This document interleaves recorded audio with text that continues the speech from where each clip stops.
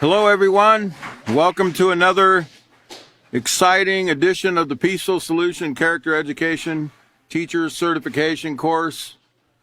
Here from Peaceful Solution headquarters in Abilene, Texas. If you're here in the auditorium or you're joining us online, you can be seated. And thank you for coming. We're going to be picking up in the Peaceful Solution Respect Unit. And as always, we'd like to remind you, if you don't have a book, a manual, you can download it at the top of the Facebook page. There's a drop-down menu where you can download all the manuals for free of charge. If you're going to use them, as Chris always reminds us, we need to make sure that we, teach them, follow the lesson plan, don't change anything, don't change the content, and you'll get the best results if you'll follow those simple instructions. But we are in the Respect Unit, which is the fourth unit in the intermediate series. We are in Chapter 3. We are in Chapter 3, Respect Others. We left off on page 52, and that's what we'll be picking up tonight, if you're following along. And last class, if you can put up that first visual I have, I just want to kind of review something that I showed last class about just some basic rules for respecting others. I'm going to pull up see if I can pull up my slide here. For some reason it's not here. See if I get my technical guy here to... Can you pull up the slideshow there? It's in the downloads. Anyway, respect others, where we left off. I want to just kind of review a little bit that we went over. I guess we can look at page 51. We talked about, no, it's the other. It's the next one. So we talked about how we have a lot of contact with people daily. We see, lots and lots of people. Some we know, a lot we don't know. But that all those people that we see, they all have value. Everybody has potential. They have the potential to develop a positive character. They have hopes and dreams, etc. And each one of those people deserve to be treated with respect. Okay, and as we know, I want to go back and just remind us, if you'll turn back in your respect manual to the very first chapter, just so we can remind ourselves what the word respect means in this. And you have to remember, as in the elementary series, the definition of respect is going to be somewhat different than it is in the intermediate series. And then even in the when you get further along in the building moral excellence and parenting manuals, etc., the basic definition of the word respect will change over time as you advance in your understanding of respect.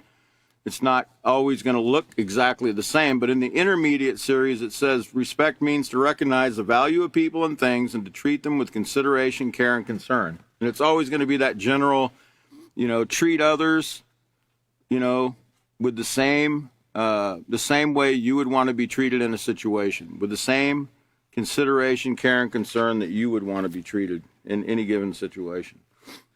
So let's go back to the review on page 51. So we see all these people. We can't forget. We sometimes forget that they have value, And remember, we even talked about those we can't see, like the unborn children, etc. That even life we can't see has value. We talked about in the last book in the self-control manual about microorganisms. You can't see them, but they're doing a job. They're very beneficial to mankind. Without them, we couldn't exist. So we have to treat everything with respect. And as it said in the beginning of the respect manual, we even need to treat those that have died with respect. If they have a last will and testament, we need to make sure that's carried out. Okay, etc. That their desires that they left us with are carried out to their fullest. So there's so many different ways we can show respect to things we can see, and not see. Back to page 51, it says there's no doubt people need people. You know, remember we talked about last class how, you know, can you imagine a world, let's say after a nuclear bomb went off, or, you know, multiple nuclear bombs went off, and after nuclear winter, you're the only survivor. You're the sole survivor on Earth, right? You know, what would it be like? You have nobody. You know, and I know sometimes we don't want anybody around. You know, there's times we just want to be alone, and that's okay. But we don't always want to be alone, and it would be a miserable existence for all of us if we didn't have somebody, some human companionship on Earth. So, you know, we also learned that in the bottom paragraph there on page 51, that in this chapter, we're learning about the value of all human life. We're exploring the value of all human life and how to show respect toward other people. And page 52 is where I left off. And can you put the slide back up that I wasn't quite ready for? I apologize for that. I just want to do this basic review for the basic rules for respecting all people.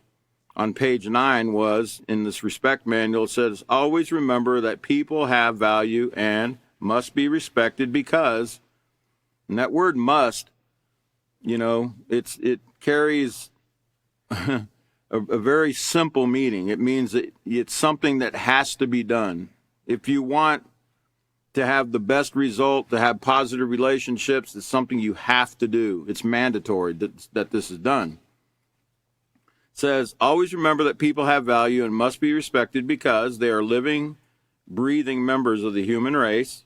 Remember we learned in the, believe it was in the acceptance unit, there's only one race. You know, it's called the human race. And that's science knows this, you know. They, you know, we don't classify dogs by races, do we? It's a species, right? Dogs are different colors, shapes, sizes. You have those ferocious dogs they call wolves, and then you have, you have little chihuahuas. They're pretty ferocious too sometimes.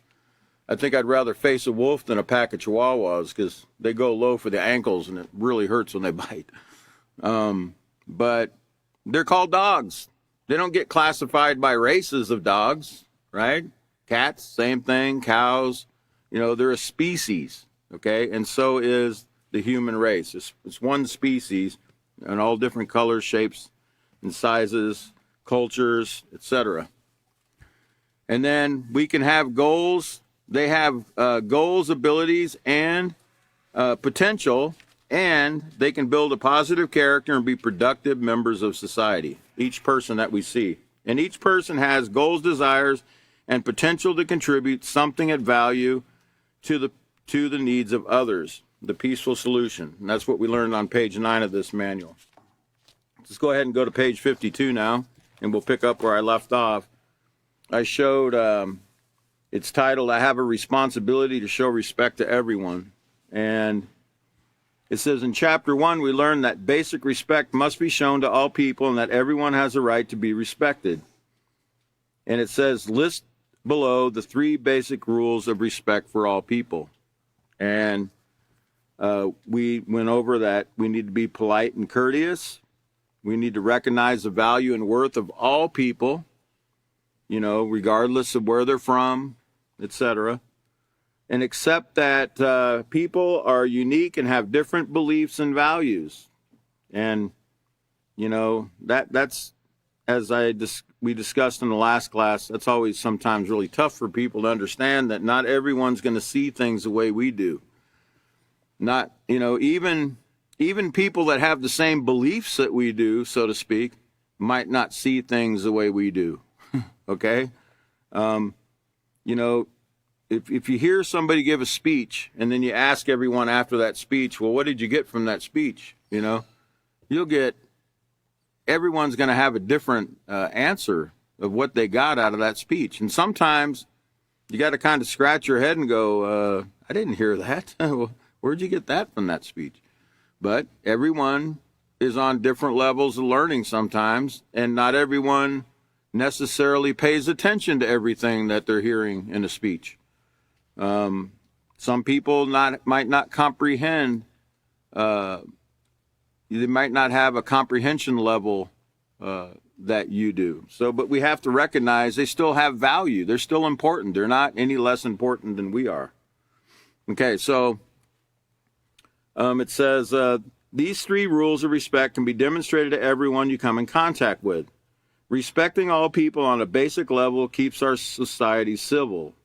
And if you can put up the next slide, I'll put up the definition there. Oh, it's already up. The word civil, okay, it means adequate in courtesy, polite, and mannerly. Civil means adequate in courtesy, polite, and mannerly. And that helps us somewhat, but we probably need to break down what does those words mean. You know, what is civil, what does courtesy, polite, and mannerly mean? Well, let's go to the next visual and we'll look at it. Courtesy means the showing of politeness in one's attitude and behavior toward others. You know, you can be courteous by, you know, you see somebody with a handful of packages and they're going out the door, you can help them with the door. Or, you know, somebody's looks like they're lost and they need directions. You can, you know, you can tell them, you can, excuse me, you look like you're lost. You need any help finding something? You know, I saw a very wonderful random act of kindness myself, or courtesy, today when I was out and about doing my business. I saw an elderly woman that looked like she was lost, like she didn't know where she was going, okay? And she was just kind of looking around, and she looked very confused about her surroundings. And I called we have like a help center that I called on our campus, and told them that there seems to be an elderly lady that seems to be lost in the parking lot. And within, must have been at least a minute and a half, somebody was coming over to help her. And you know, to me, that's, I really have a soft spot for our elderly population. You know, I like to see, and I like to see the younger people helping the elderly people. And it was a younger person that came and helped that person, you know, and, you know, took her by the arm and led her and showed her where she wanted to go. And to me, that's being courteous, that's being polite, that's being mannerly. Okay, that's a great example of what this is all about. You know, because I'm sure that young lady probably thought to herself, you know, if I was in her situation, how would I want someone to treat me? You know, wouldn't I want someone to help me find my way and get me out of that situation? Okay, and then the word polite in the next definition down below there, it says having or showing behavior that is respectful and considerate of other people. Considerate, you know, meaning that you consider means that you think about, you know, how would I want to be treated? Like, it's using that empathy we talked about before. You remember the word empathy? Not to be confused with sympathy, but empathy meaning putting ourselves in someone else's position. I don't like to say in somebody else's shoes because you could get athlete's foot or something like that. You don't want to be wearing other people's shoes, you know. But you could put yourself in that person's position and think to yourself, well, how would I want someone to deal with me if I was in a similar situation? Okay, so that's being considerate of other people, considerate of their needs. And we're going to talk a little bit more about that as we go along tonight, because sometimes we have to use what's called humility in dealing with certain people, because not all people, we might not necessarily be doing anything wrong in the way we behave, but they might not like the way we are. They might not like certain things we do, and we might not have to do them. We might have to humble ourselves and not do those things around them to keep the peace with them. Okay, as long as it doesn't break the rules. Remember, we can compromise as long as it doesn't break, as long as we're not compromising in an immoral way. Okay, so it's okay to compromise sometimes. And then mannerly means, in that slide, it means well-mannered and polite. So they're basically, those 3 definitions are pretty much the same. Okay, well-mannered and polite. You know, saying please and thank you. That shows a lot. That shows appreciation for the things that we receive. And it shows the humility in asking for the things that we want, saying please. So those little things like that go a long way with a lot of people. I know I recently read an article about what people consider as polite, like what they consider to be courteous and polite. And a couple of the things I can recall was people they like people that will listen to them and not, interrupt them when they're speaking. They want people that don't judge them. And what I mean by judge them, they don't predetermine what their character is. They don't look at them like, I remember David was showing the picture of the man here in the respect unit. I think it was in the last chapter, the man that was dressed with holes in his pants and the other guy had a suit on. And a lot of people will look at them and they'll judge them based on the way they're dressed. Well, I guess it depends, which one of those two that you saw in that picture. In fact, let me find that picture. Does anybody remember what page that was on? Let's see if we can. Which one? 39. Okay, let's go to page 39 so we can see a visual of that picture. I just want to make a point about something about it. 39. I'm in the wrong book. Okay. I got two books up here. All right, 39. Yeah, there it is. Okay, so you see, if I could show on the monitor. Okay, there's two gentlemen here. One has a suit on and another guy's got like a bandana. He's got holes in his shirt and holes in his jeans. Okay, so, and I think David asked the question, well, what would you think about both of these people when you looked at them? When you initially look at them, how would you judge them, right? Well, most people would think, the guy in the suit, he's probably, he's dressed really sharp, so he's probably real polite. He's probably well-mannered. He's probably successful. He's got a nice suit on and everything.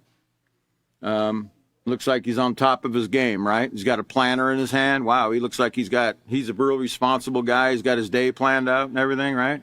And then you look at the guy on the other side there with the bandana and the sunglasses, got his arms crossed, looking real defiant, like he's a rebel, right?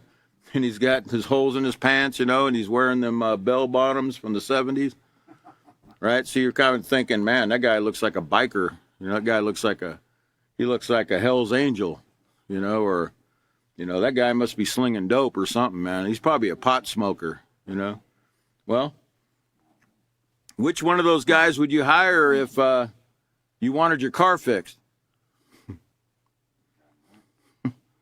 Which one do you think's going to fix your car? The guy in the suit? the guy in the clothes that are all dirty? Yeah, he's probably a mechanic. That's probably why his stuff's all ripped up like that. He probably works and, might be a mechanic or something, right? So can you necessarily judge the guy just because he's dressed like that? No.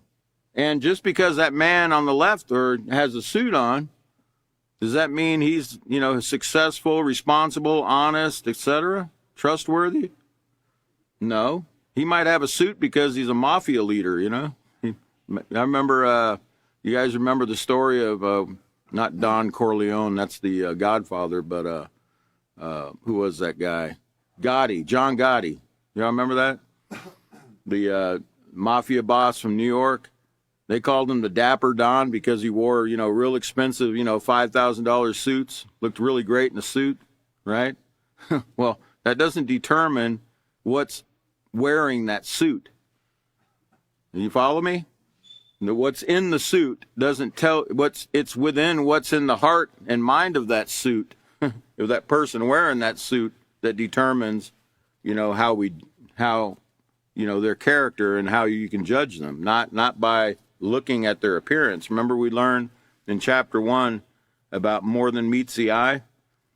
We can't look at people just because they're dressed a certain way and they look a certain way. We can't judge what their character, they might turn out to be the best friend you ever had. And you might be able to trust that guy with the bandana. He might be more honest than that guy in the suit. Also, I guess if he was auditioning for, which one would you hire if they were auditioning for the movie, what was that movie, the banjo duo? The dueling banjos? Deliverance, you know. Yeah. Which one would you want in that movie, you know? It's got to be somebody that looks like a backwoods guy. So which one of these guys would you hire? I'd be taking the guy on the right. He looks like some guy from the what do you call that? Yeah, those Blue Ridge Mountains, or you know, lives up in the hills there, in Tennessee or North Carolina, or I'm not trying to say anything about Chris. Okay, Chris is from North Carolina. I'm just saying he could be, you know, he might make a great. He might be cast in a movie. He might fit in some movie or something. Okay, so let's go back to the reading. Okay, I'm on page 52. Okay, so it says, these 3 rules of respect can be demonstrated to everyone you come in contact with, and respecting all people on a basic level keeps our society civil. The word civil, as we just read, means adequate and courtesy, polite and mannerly. There's many other ways you can show that you're respectful to people you know casually or may not know at all. For example, the cashier at the store. Well, if there is a cashier anymore, right? Sometimes you go to some of these stores and it's a machine, right? But they still have stores that have cashiers. So the cashier at the store, and you know, even those electronic cashiers usually say thank you on your way out, right? Usually says thank you, so they're even polite. The security guard at the mall, the bus driver, or the conductor on the train are people just like you. You might not know them personally, but they too have value. They have families, talents, goals, and potential. You and the countless other people you might see every day have a responsibility to show respect to each other. Have you ever noticed that when you purchase an item from a store, the cashier will hand you your change and receipt and say, "Thank you, come again"?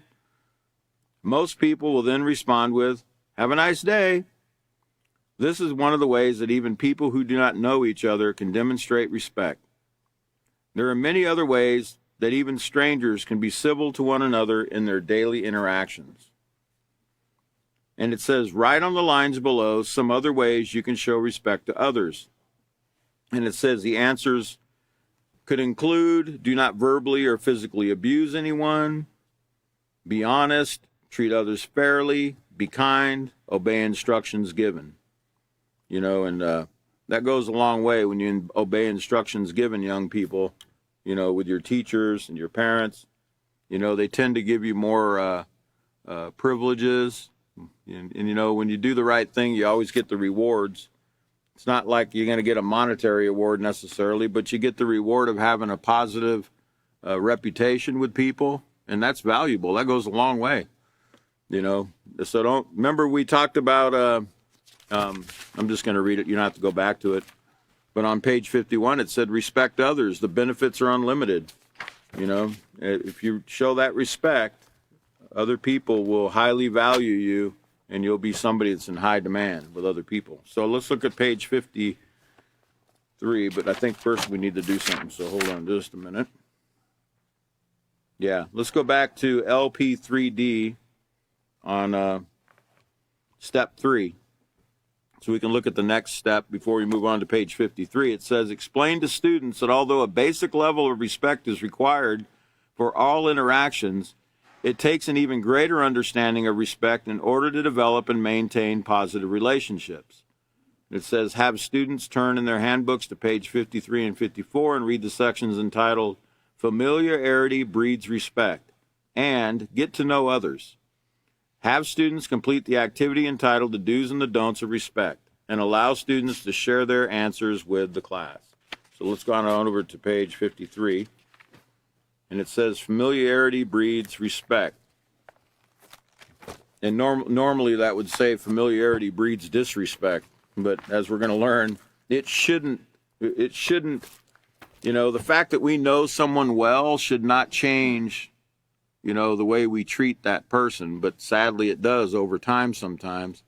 How do we treat somebody when we first meet them? Don't we normally go out of our way to win them over, so to speak, to win their friendship? We make sure, we don't ever, pick our nose in front of them or, do anything, rude or crude or say anything, that's, that would seem to offend them in any way or anything. We always very polite and courteous and well-mannered, as we just read about the word civil. We're always like that when we first meet somebody. But then once we win and gain that friendship, we tend to sometimes take advantage of the fact that we are now friends, or we get too familiar with that person, and then we start doing things around them, like I just mentioned about picking your nose, or whatever else, right? And next thing you know, we're doing things, we're disrespecting that person, and if it doesn't stop, what do you think eventually will take place? I'm sorry? Yeah, eventually that if the disrespect doesn't stop, it always ends in a dissolved relationship. The relationship itself will end, because disrespect doesn't lead to anything but loss of friendships. We learned about that. We're not going to be friends forever if we show that disrespect, unless we change, unless we realize, hey, I'm getting a little lax. I need to get back to what it was like when I first met that person. I need to start treating them with the same care, consideration, and concern that I did in the beginning. We can do that. We just need to rekindle that zeal or that determination. Remember, a positive character trait of determination is not to ever give up. Don't ever give up. And if we see we're slipping, what does the peaceful solution teach us to do? It teaches us to recognize, where we're supposed to be. I believe it was Chris that mentioned that examination.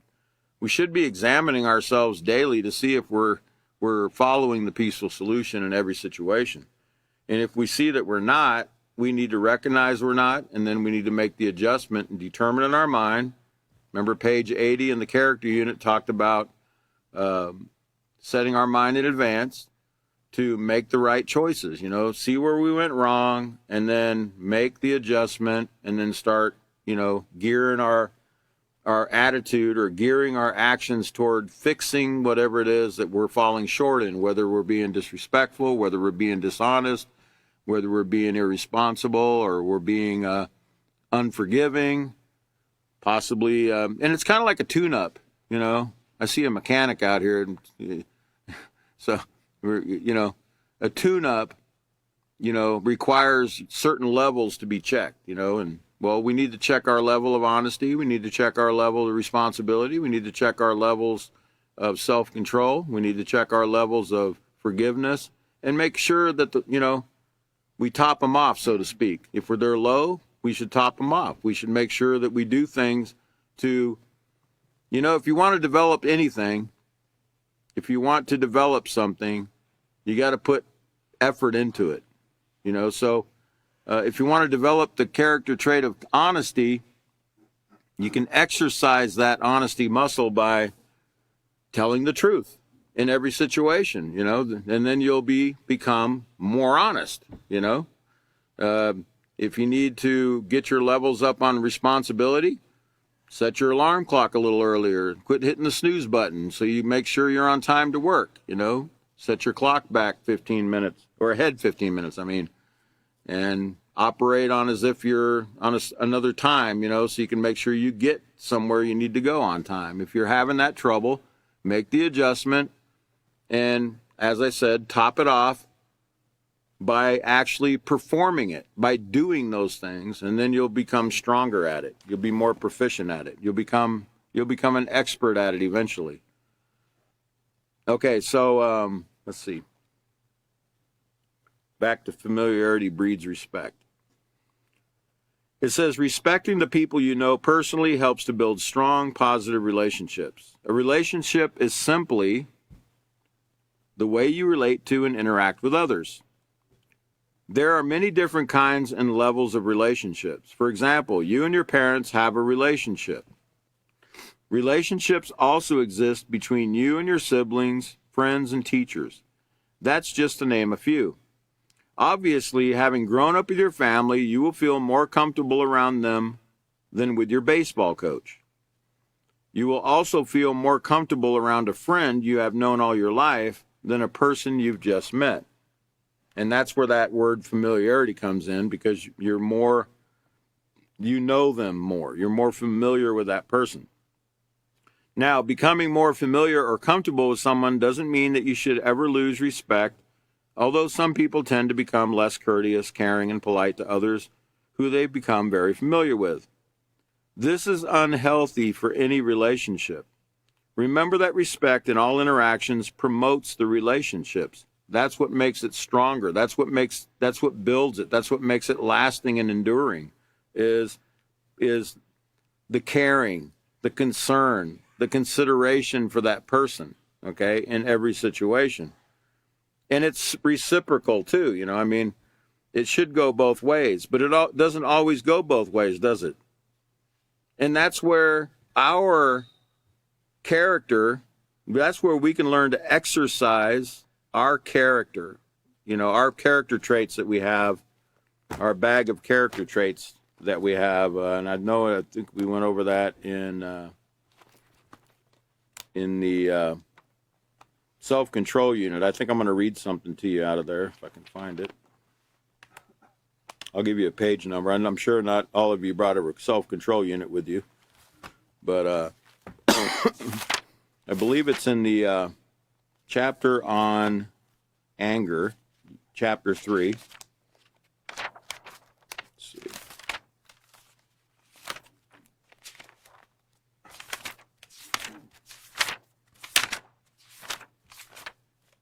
Okay. Here it is, page 76 of the self-control unit. I'm going to read a little section here. I don't have a slide for it, so just kind of key in on what I'm saying here. It says,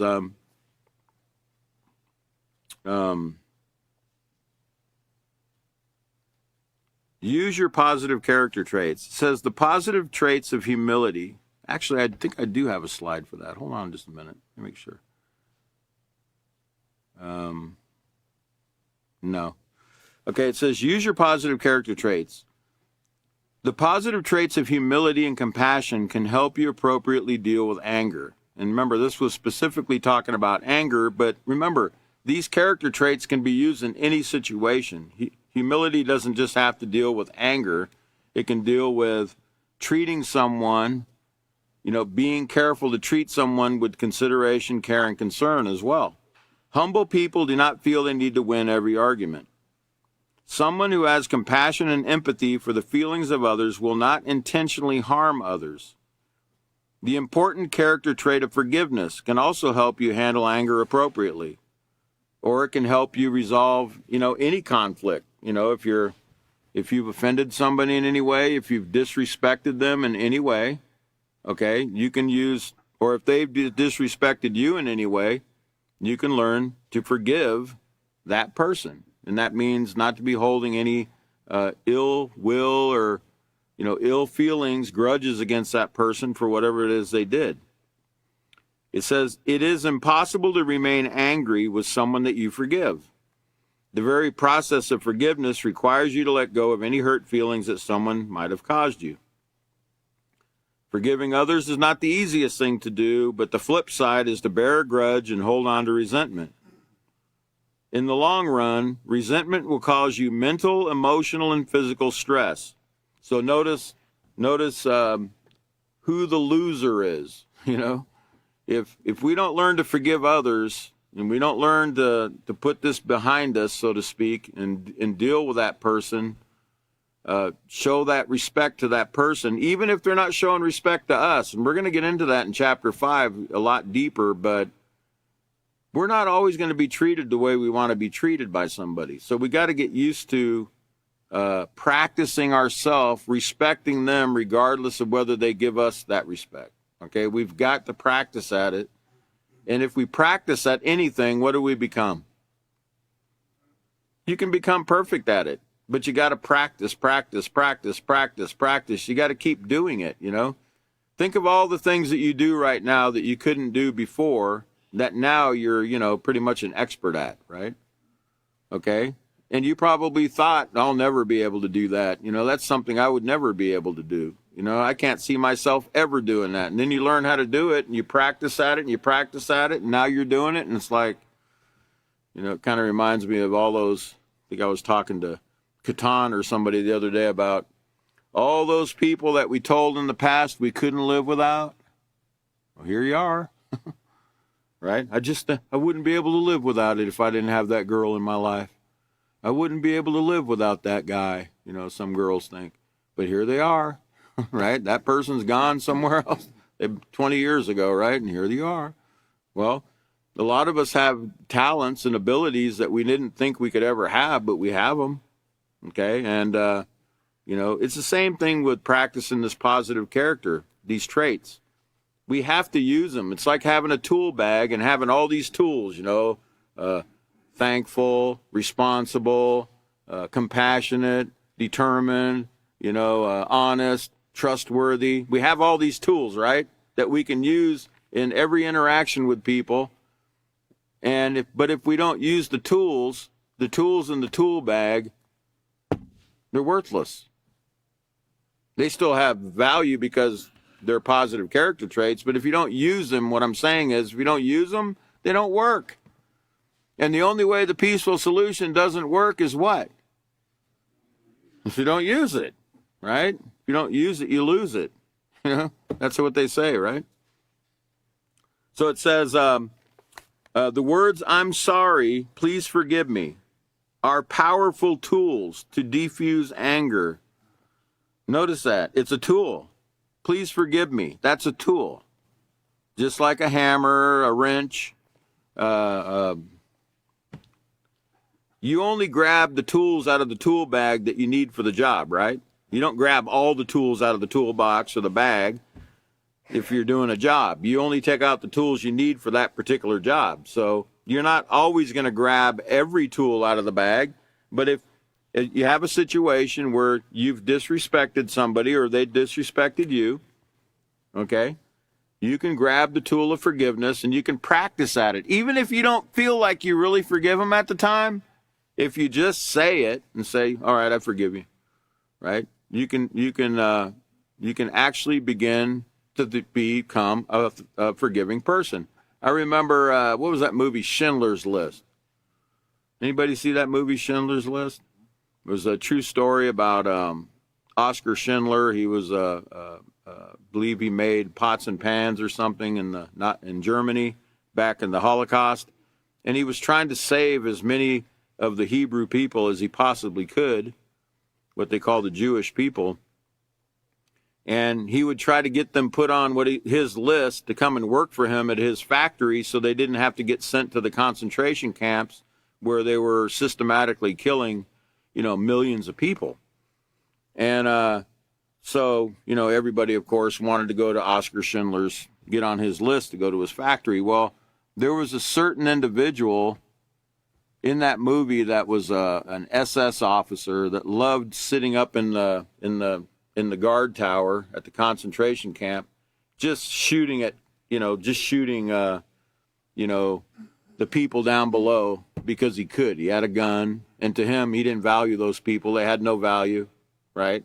Those were his enemies, so to speak, or he was taught those people were his enemies and that they were, you know, great for nothing.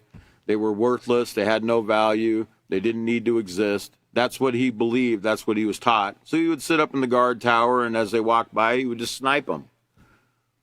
Well, one day, somebody in the movie, it might have been Oskar Schindler, that told him, you know where there's more power than that gun you have? And he said, what? What would give me more power? Because the guy obviously loved power, right? He liked being it makes you feel powerful, I guess, to be able to snipe and kill people at will because you're in control. So he said, you know what's more powerful than that gun? And he said, what? And he said, forgiveness. He said, forgiveness?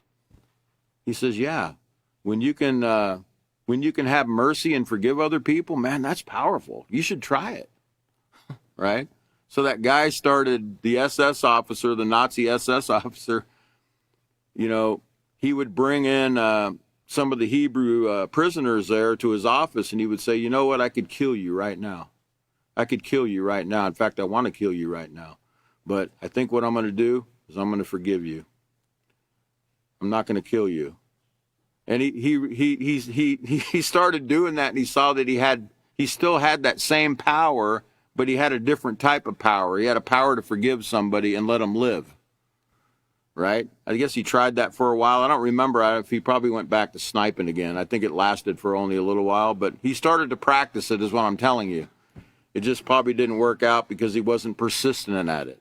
And he wasn't being taught the peaceful solution. So he wasn't being exercised daily in that skill. He wasn't being taught what forgiveness, all the other elements of forgiveness or compassion and, what it means to be merciful, etc. He wasn't getting that full teaching, so he didn't fully understand. And he didn't have the determination, the stick-to-itiveness that he needed to follow through. And eventually he fell off the wagon and started killing people again. But it really is a power to be able to do that. It's a power that you have. It's that spirit, that character that you have to be able to be thankful, to be able to forgive, to be able to be considerate to others. It has an effect, okay? It has a big effect on people, and it can really change a person's whole outlook on things when you treat them a certain way. When other people don't treat them that way, they can see it. It's something that they can see that has a result and effect in their life.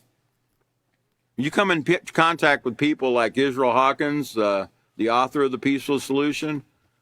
He said that you can walk into, if you practice the peaceful solution to its fullest, you can walk into a room, of what you consider to be your enemies, or that they claim to be your enemies. Could be a room full of terrorists, and within 5 minutes you could all be drinking coffee together and having a great chat, having a great time.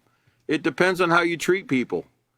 If you walk in there with a chip on your shoulder and, you start treating them a certain way, that's very disrespectful, well, that's not going to win any friends. But see, we know that even though somebody treats us disrespectfully, we still owe them respect, right? We know that. We understand that even though somebody's not treating us with consideration, care, and concern, we still have to give that to them. We still owe that to them. They don't have to earn our respect. We owe it to every individual, to every human being. We have to give it to them. So the words "I'm sorry," I'm reading out of in the self-control unit on page 76, but it says, the words "I'm sorry, will you please forgive me," are powerful tools to diffuse anger. How many times have you told somebody, you're both being very stubborn? I'm not going to forgive that person. I'm not going to say I'm sorry till they say they're sorry, or and they're probably thinking the same thing. They're over in their corner thinking, I'm not going to say sorry to that person. Well, somebody's going to have to do something, right? Somebody's going to have to show humility and humble themselves, even if they're right. Even if they are right, they might possibly be right in that situation. But you can still go to that person and say, hey, will you please forgive me? I'm sorry. Just for the sake of peace, right? And next thing you know, you'll be arguing about who was right and who was wrong. Oh, no, I was right. No, I was wrong. No, I was wrong.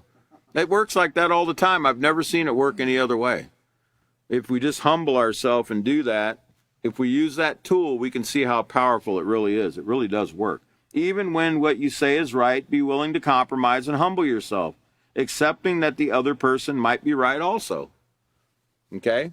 And the other person might not have the understanding that you do, or the level of comprehension about that particular situation that you do. Sometimes we have to lower ourselves and eat the humble pie, so to speak, in the situation for the sake of peace, right? Okay, so back to page 53. It says in the last paragraph there, under familiarity breeds respect, it says familiarity should breed respect. So regardless of how well or little you know someone, regardless of whether they are your parent, teacher, friend, or sibling, there must always be a basic level of respect demonstrated in order for a relationship to be positive. And it says all positive relationships are supportive. In fact, can you put up the next visual? I don't know. Is that the right one? Yeah, it is. Hold on. Let me get my light went off here. Swipe up. There we go. Okay. I don't think that's the right slide. No. Let's see. Courtesy. Okay. It's the one that says all positive relationships are support. There it is, right there. Okay. So it says for the viewers at home that don't have a book, it says all positive relationships are supportive. People support and encourage each other to build positive character traits and to set and achieve positive goals.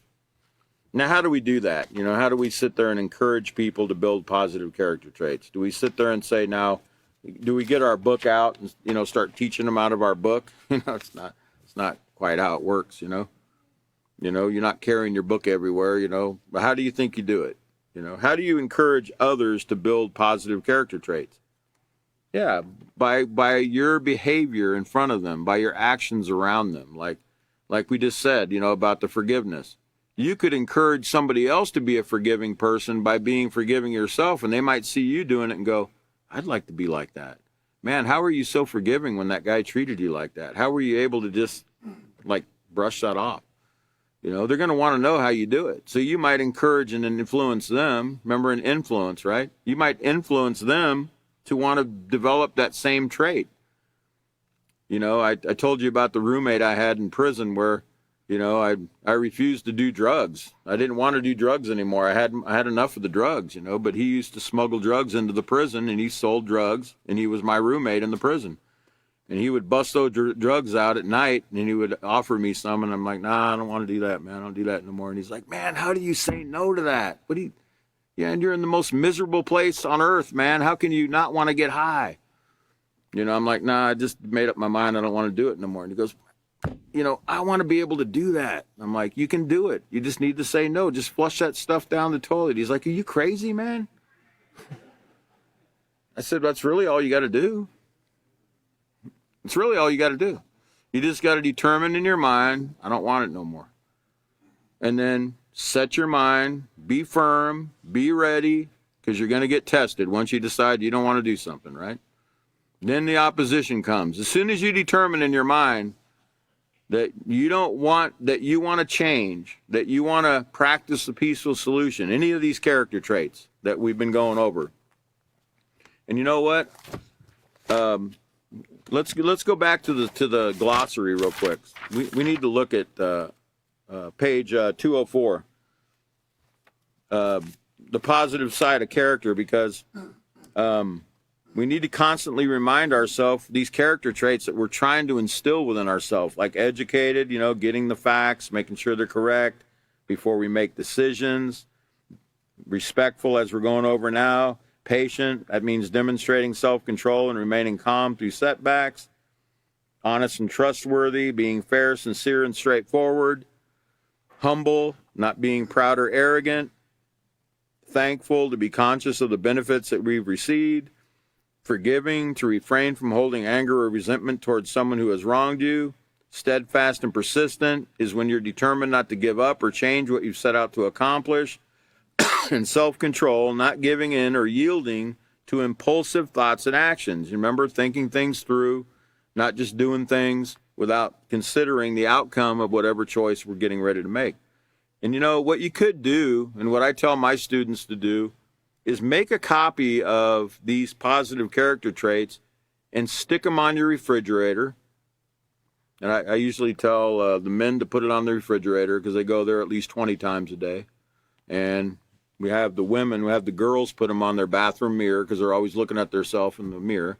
So if you have them posted somewhere, they're going to be in your mind. They're going to be you're going to be reminded. You've got to set reminders in places, okay? Even if they're sticky notes or whatever you got to do. But having these positive character traits posted somewhere will help keep them in your mind. You'll be aware of them, and it's really something that's needful to do. But we can do any of these things. We can do them if we just determine in our mind, to let's say you want to become more, you want to be more patient. That means you want to demonstrate self-control and remain calm, even when things don't go your way or the way you planned. You want to remain calm. You don't want to get worked up. You don't want to show any irritation over it. You just want to, okay, and just hope, wait and hope for the best, right? Okay, well, if you want to develop that character trait, you're going to have things that are going to come up. Situations are going to pop up. Once you determine in your mind you want to be more patient, okay, watch out.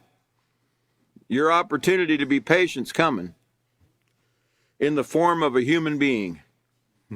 Another human being, right? They're going to test your ability to be patient. So there's your opportunity. This is what we got to think of. That person that's irritating us and causing us to become impatient, is anybody causing us to become impatient? No, they're not. That person that's pushing our buttons is actually a great friend. You know why? Because they're giving you an opportunity to build your positive character. They're giving you an opportunity to put into practice what you're learning. Because if you didn't have people pushing your buttons, would you ever be able to strengthen your ability to become patient or become forgiving? If you didn't have if people weren't doing things to you to disrespect you and possibly steal from you or lie to you, would you have an opportunity to forgive them? No. So you really need to look at it differently. We need to look at it differently, myself included. We need to look at those as opportunities. Don't look at him as, man, that guy right there is just like he's my enemy. No, he's not your enemy. He's there to help you develop that positive character trait, whatever one it is that you need to work on. Okay? So remember that. Keep that in your mind. And let's go back to page, where were we, 53? It was 53. Yep. Okay. So all positive relationships are supportive, and then they're also caring. It says, people take the time to be concerned about each other's feelings. No. People take the time to be concerned about each other's feelings, health, and safety. If they're caring.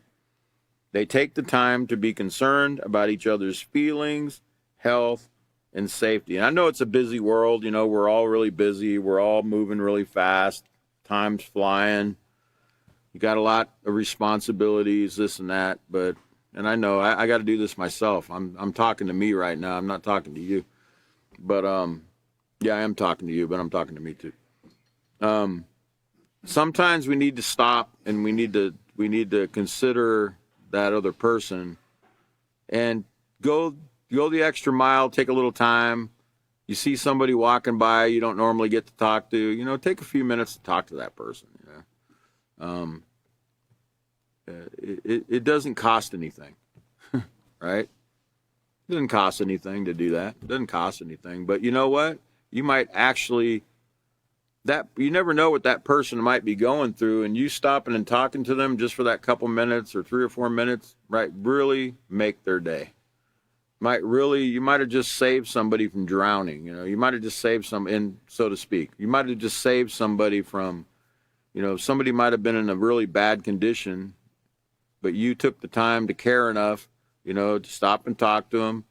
And, hey, how you doing? How do you feel today? How's your day been going?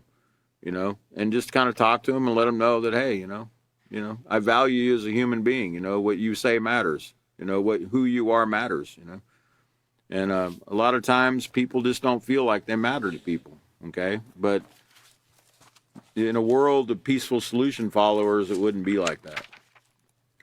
Okay, let's go to the next page. Page 54, which kind of what I just said is a great lead-in for this. It says, get to know others. Get to know others, you know. I'm sure you've met people that you thought, I don't think I want to know that person, you know. I don't like his shirt. You know, I don't like that. I don't like the way he looks. You know, his glasses look funny. Talking about my glasses. You know, or whatever. You know, some people we just think, I don't think, they just don't, they repel us, you know, basically. It's their personality, I guess you might say, or just the way they look repels you. But, you know, if we get to know others, you know, it is true. I know that it's kind of like an old cliche, but, you know, that might be your best friend you ever had once you get to know that person, you know, that you really think that you would not want to be around. Okay. It could turn out to be the best friend you ever had. So it says, get to know others on page 54. It says, in order to build positive relationships and be respectful towards others, you must be aware of their needs and feelings. For example, some people talk to each other in a loud tone of voice. Others might not enjoy being spoken to in that manner.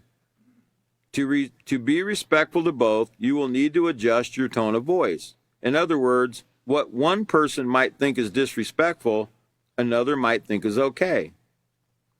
Okay, well, there's where the self-control really needs to come in. Let's look at the next visual. Not that one. I think it's the one that says poor communication can lead to respect. I don't know why my slides are. It'll say, yeah, that one right there. I want to read a little something to you in my waning minutes here about poor communication can lead to disrespect. It says everyone experiences conflicts or disagreements. Conflicts can occur between best friends, members of the same family, and even complete strangers. In fact, conflicts can occur anytime you interact. We all have different likes, dislikes, and different moods. What makes each person tick is varied and complex. And because of this, no people are going to see eye to eye all the time, and that's okay. There's nothing wrong with having a different opinion than someone else. For example, two brothers can disagree to what color to paint their room, or two friends can disagree on what to do for an activity. One might want to bake cookies, the other might want to ride bikes. However, conflicts or disagreements should never be an excuse to be rude or disrespectful. Even though we're all unique individuals with various opinions and values, we can learn to coexist peacefully. The key is to treat others respectfully, even when we disagree. Learning how to communicate our opinions, needs, and feelings effectively will help us avoid conflicts that lead to disrespect, hurt feelings, and loss of friendships. And it also says, you know, if you change the way you look at conflicts, you'll be better able to handle them in a positive way. Conflicts aren't necessarily bad. Look at every conflict as a learning experience, an opportunity for you to test your self-control, communication skills, and build your positive character traits.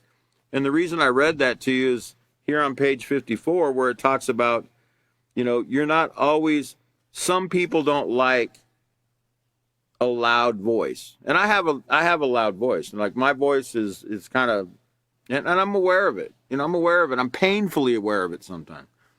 I've tried to speak in a low, you know, it just doesn't work for me, you know. It just doesn't. I don't know why.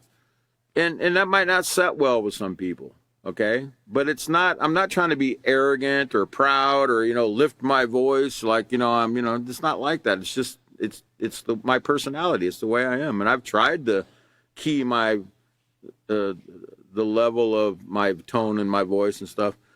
And I don't mean to be rude or anything like that, but it doesn't sit well with some people. Okay, well, when I'm around them, I've got to try to go, you know, the extra mile to key it down.